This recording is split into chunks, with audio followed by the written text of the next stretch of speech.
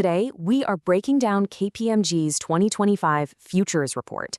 Now, this isn't just another trend forecast.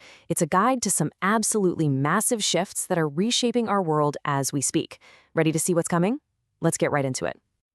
So, the report kicks off with this massive, almost unbelievable claim. The next 5 years will pack in more change than the last 30. Just let that sink in for a moment. This isn't just a catchy headline. It's the core idea, the central premise for everything else we're about to cover. The report's big argument is that we've graduated from isolated disruptions, a new app here, a little market shift there. No, what we're seeing now is a fundamental, down-to-the-studs rewiring of entire industries, economies, and even global power dynamics. The sheer scale and speed, well, they're completely unprecedented. And that, of course, leads to the million-dollar question. When the very ground is shifting beneath your feet this fast, how on earth do you lead? How do you make smart decisions? The rest of this breakdown is all about unpacking the report's answer to exactly that. Okay, so here's the key insight, and it's a big one. This isn't just random, unpredictable chaos. The report found a pattern, something it calls the Great Convergence. And the idea is pretty simple but powerful. All these major disruptive forces, they aren't acting alone anymore. They're smashing into each other, amplifying one another, and that's what's hitting the accelerator on the pace of change. To really understand this convergence, the report gives us this really useful framework called STEP. It maps out the 4 main forces. First, you've got social. This is all about how we work, what we expect from companies, basically how society is being rewired. Then there's technological. Think of it as a computational arms race in AI, quantum, you name it. Then economic. We're talking about the huge shift to digital, decentralized systems. And finally, political, which is all about the global chess match that's redrawing the map for technology and trade. This whole thing, this is the engine driving everything. And this is the point the report really wants us to get. You just can't look at any of these forces in a vacuum. A breakthrough in AI, for instance, doesn't just stay in the tech box. Nope. It immediately spills over and changes economic models, it affects social structures, and you better believe it shapes political strategy. Each one of these forces acts as a multiplier for all the others, and that is why change feels like it's accelerating exponentially.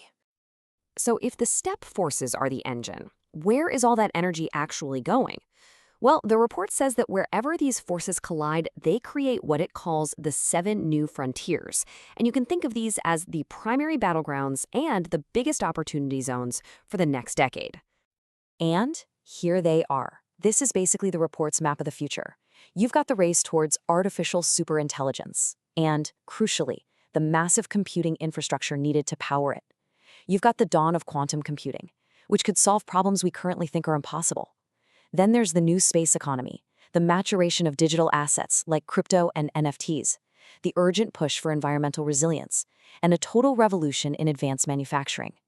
These aren't sci-fi concepts. These are the territories where the future is being built right now. To really get a feel for how these frontiers all connect and feed into each other, we're going to do a quick deep dive on the most foundational one of all, artificial intelligence. The report doesn't see AI as just another tool. It sees it as the engine, the orchestration layer for pretty much every other technology on that list. And of course, you can't even begin to talk about AI without talking about the computing infrastructure it absolutely depends on. Okay, so before we go any further, it's super important we're on the same page about the end goal here. We're not just talking about the AI we have today, which is amazing at specific tasks. The true frontier, the holy grail, is artificial general intelligence, or AGI. We're talking about a system that can reason, plan, and understand context just like a human, or just maybe even better. It's a true game changer for the very concept of intelligence. But here's the giant question mark hanging over everything. When is this going to happen? And this is where experts are just worlds apart. The report lays out 2 completely different timelines. The aggressive view, on the left, thinks we could see AGI matching human reasoning by 2045. But the conservative view on the right says not so fast. They argue that technical hurdles and policy could mean it never happens at all. This huge gap in expert opinion is exactly what makes navigating this frontier so incredibly tricky. Now, to really understand the scale of this challenge, just look at this number. To train just one model, GPT-4, it's estimated that it took over 25,000 high-end GPUs. That is just a staggering amount of computing power for a single step forward in this AI race. Which, of course, leads us directly to this number. The International Energy Agency is projecting that by 2030, the demand for power from data centers is going to jump by 160%. And guess what's driving most of that? Yep, AI. So the dream of this incredible digital intelligence is running headfirst into the very physical, very real limits of our power grids. So why is everyone racing so hard to solve these massive infrastructure challenges? Well, it's because of this number. In 2024, the global AI market was already worth over $250 billion, and it's growing at almost 36% a year. That kind of money, it fuels a breakneck pace of innovation. So here's the crucial takeaway, the thing that ties it all together. The race to build smarter AI is completely inseparable from the race to build the physical world, the data centers, the power plants that can support it. You simply cannot have one without the other. This is a perfect real-world example of that great convergence in action. Okay, so with all this crazy uncertainty, what are leaders supposed to actually do?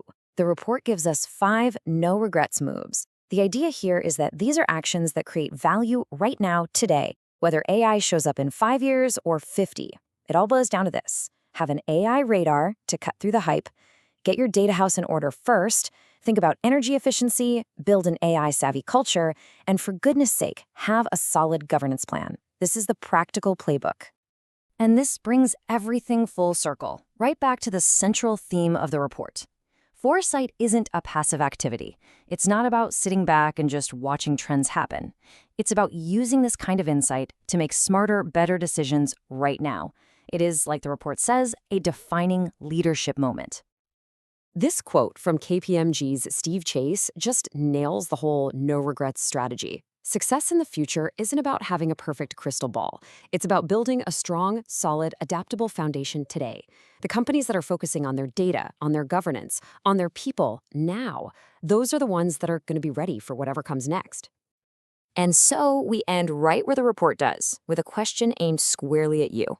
Now that you've seen the map of the forces and these new frontiers, the ultimate takeaway is really a call to action.